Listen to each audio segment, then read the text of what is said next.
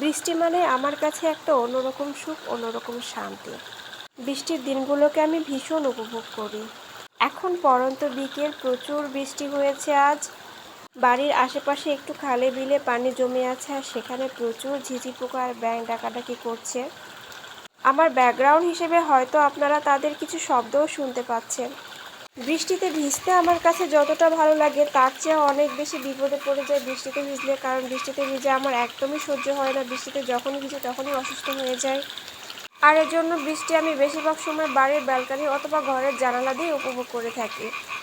বৃষ্টির সময় হালকা হালকা বাতাস, এটাও আমার কাছে অনেক বেশি ভালো লাগে। কার কাছে কেমন লাগে জানি না, তবে বর্ষাকাল আমার কাছে অনেক প্রিয়।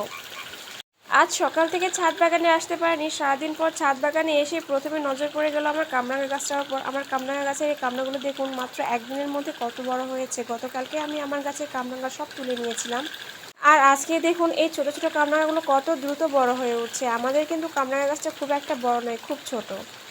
এরপরেও মাশাআল্লাহ কতগুলো কামরাঙা ধরেছে। আমার এই গাছটা যদি আপনাদের ভালো লেগে থাকে তাহলে কেউ মাশাআল্লাহ বলতে ভুলবেন না।